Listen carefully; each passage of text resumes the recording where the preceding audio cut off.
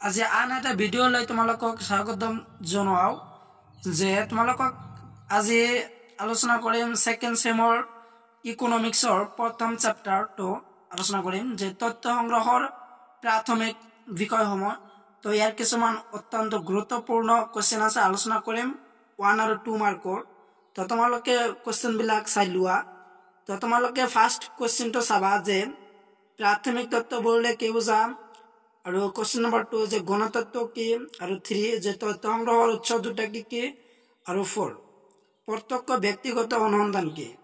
এই চাৰিটা কোৱেশ্চন অত্যন্ত গুৰুত্বপূৰ্ণ এই চাৰিটা চাই যাবা আৰু লগতে কোৱেশ্চন আছে আৰু ইয়াৰ লগত আৰু কোৱেশ্চন আছে তো নেক্সট কোৱেশ্চন লৈ তোমালোকে চাই থাকা তো তোমালোকৰ নেক্সট চাবলগীয়া কোৱেশ্চনটো হ'ল যে 6 তথ্য সংগ্ৰহৰ দুটা পদ্ধতিৰ নাম লিখা আৰু আছে যে 9 যে ৰাষ্ট্ৰীয় পৰ্যায়ত তথ্য সংগ্ৰহ কৰা দুটা চৰকাৰী সংগঠনৰ নাম লিখা তো এটা হ'ল যে ভাৰতীয় লোকপিয়ল আৰু NSSO দুটা ৰাষ্ট্ৰীয় পৰ্যায়ত তথ্য সংগ্ৰহৰ নাম আৰু তাৰ পিছত আছে কোৱেশ্চন নম্বৰ 11 প্ৰাথমিক তথ্য সংগ্ৰহ দুটা পদ্ধতি লিখা 12 আৰু 13 এই চাৰিটা আছে এই পৃষ্ঠাত 6 পৃষ্ঠাত চাৰিটা ইম্পৰ্টেন্ট দিয়া আছে তো চাৰিটা অত্যন্ত গুৰুত্বপূৰ্ণ চাৰিটা কোৱেশ্চন তোমালোকে চাই যাবা এই চাৰিটা কোৱেশ্চন তোমালোকৰ 2 মাৰ্কৰ হয় তো চাৰিটা চাবা আৰু আছে তোমালোকৰ কোৱেশ্চন তো পিছৰ কোৱেশ্চন বিলাক তোমালোকে চাই থকা যায় পিছৰ কোৱেশ্চনৰ আনসাৰ কি সম্পূৰ্ণ চাই লোৱা 20 কোৱেশ্চন নম্বৰ যে মানসিক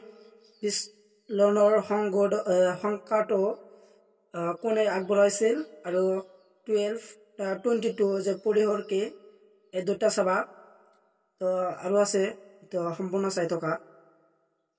আৰু তোমালোকৰ চাবলগীয়া কোৱেশ্চনটো হ'ল যে 25 যে বহুলোকৰ সংখ্যা দিয়া এই কোৱেশ্চনটো অত্যন্ত গুৰুত্বপূৰ্ণ কোৱেশ্চন তোমালোকৰ সেকশনাল এক্সামত আহিছিল এই কোৱেশ্চনটো ভালদৰে চাই যাবা যে বহুলোকৰ সংখ্যা দিয়া তো সংখ্যা ৰাশিৰ যিটো মূল্যৰ বাৰম্বাৰতা সৰ্বোচ্চ সেই সংখ্যাটোৱে হ'ল বহুলোক আৰু তাৰপিছত আছে যে বাৰ বুলিলে কি বুজা 28 কোৱেশ্চন নম্বৰ যে মাধ্যকিৰ সংখ্যা দিয়া আৰু 29 আৰু 30 31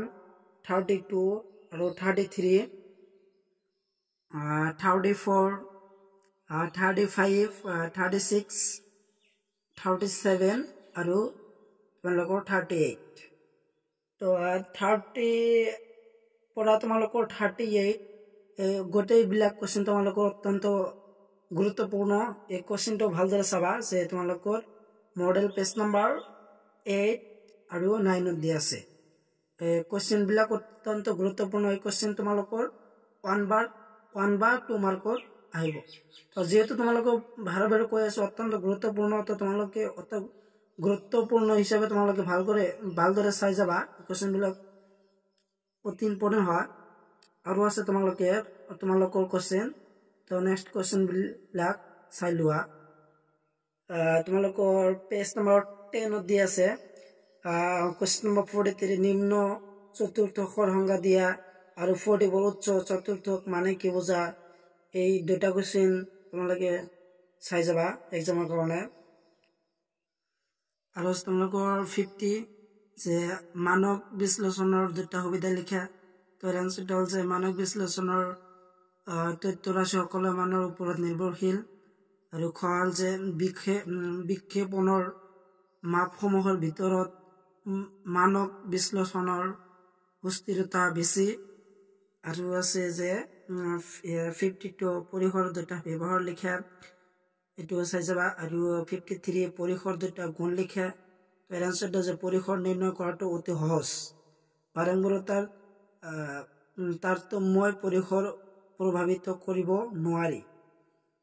আৰু লগতে চাবা যে তোমালোকৰ 56 তো চাই যাবা আৰু তোমালোকৰ 55 54 আৰু তোমালোকৰ হি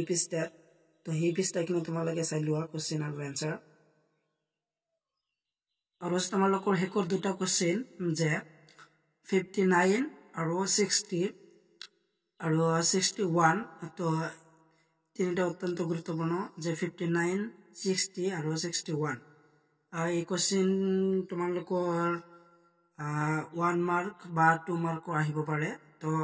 এই তিনিটা চাই যাবা আৰু মই যিবিলাক তোমালোকক কোশ্চিন দিলো অত্যন্ত গুৰুত্বপূৰ্ণ এইখিনি পঢ়িলে যে হ'ব সেইটো নহয় আৰু তোমালোকে কিতাপৰ পৰা ভালদৰে চাই যাবা এক্সামৰ কাৰণে তো আজিৰ ভিডিঅ' এইখিনি আছিল তো সম্পূৰ্ণ ভিডিঅ' চাই থকাৰ বাবে তোমালোকক সকলোকে ধন্যবাদ